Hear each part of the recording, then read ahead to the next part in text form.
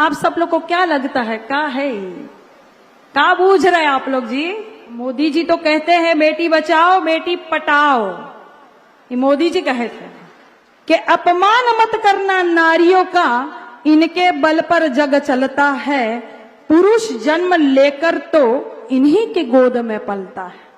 श्रीमान मोदी जी ने महिलाओं के लिए बहुत सारे काम किए, जैसे महिला को प्रताड़ित करना, महिलाओं की सुनवाई न होना, महिलाओं को शोषण करना, ऐसी सारी चीजें। और वो जो ट्रक चला जाता है और उसके पीछे लिखा रहता है बेटी बचाओ बेटी पढ़ाओ। हम मोदी जी तो कहते हैं बेटी बचाओ बेटी पटाओ। ये मोदी जी कहे थे। तो ये आप सब लोग को क्या लगता है, क्या है ये? क्या बूझ रहे आप लोग जी? ये नारा है, ये नारा नहीं है, आप लोग बूझे नहीं। ये मोदी जी की चेतावनी है कि भाजपा की सरकार आ रही है, अपनी अपनी बेटी बचाओ।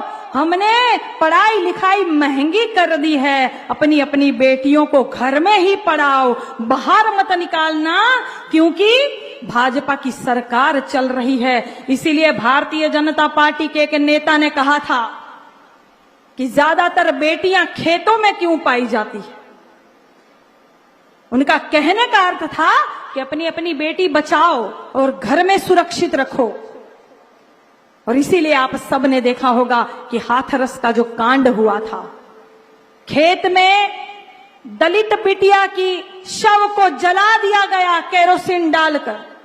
शासन प्रशासन ने रात को चुपचाप अंधेरे में उस बेटी का शव जला दिया था, न परिजन जनों को बुलाया और न ही किसी पत्रकार भाई को जाने दिया।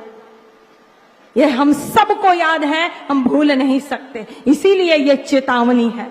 आप सभी को पता होगा चिन्मयानंद जी मुमुक्षु आश्रम चलाते हैं। मुमुक्षु का अर्थ होता है मोक्ष को देने वाला।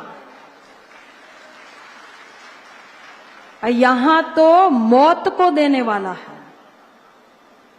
बिटिया को प्रताड़ित करेंगे भगवा पहनकर, भगवा पहनकर आप बिटिया को प्रताड़ित करेंगे धर्म के आड़ में, और कहेंगे आश्रम चला रहे हैं।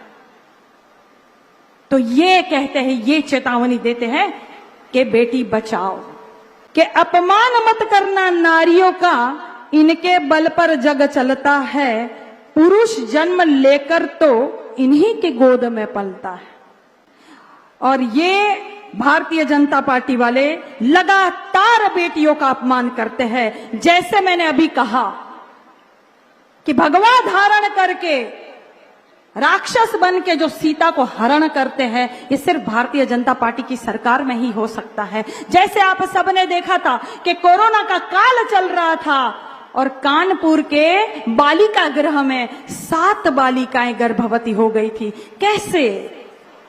शासन प्रशासन की मिली भगत नहीं है, अधिकारियों की मिली भगत नहीं है, तो बालिका गृह में 7 बालिकाएं गर्भवती कैसे हो जाती है?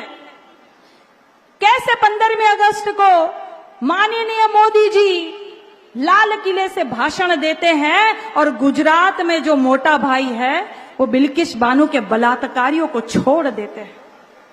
बलात्कारियों को छोड़ा जाता है, मिठाई बांटी जाती है, माला पहनाई जाती है बलात्कारियों को। क्यों? क्योंकि बलात्कारियों को बखूबी पता है कि हम कोई भी कांड करेंगे हमारा कुछ नहीं होना है। भारतीय जनता पार्टी के यहां मशीन रखा हुआ है, हम दूध के धुले होकर निकलेंगे, हमारा कुछ नहीं होना है। इसीलिए आशाराम जैसे बापू जो मोदी जी के गुरु है, आशाराम जी ने मोदी को कहा था, है मोदी आपको हम नाम देते हैं मोदी मल्ल। मल का क्या मतलब होता है? मल का मतलब होता है गंदगी। तो मोदी मल नाम देते हैं आशाराम बापू, जो बाद में बेटियों का बलात्कार करते हैं। और वैसे ही राम रहीम अभी छूट के आए हैं तो भारतीय जनता पार्टी वाले उनको पिताजी पिताजी पिताजी कहते थकते नहीं। ये स्थिति है महिलाओं की।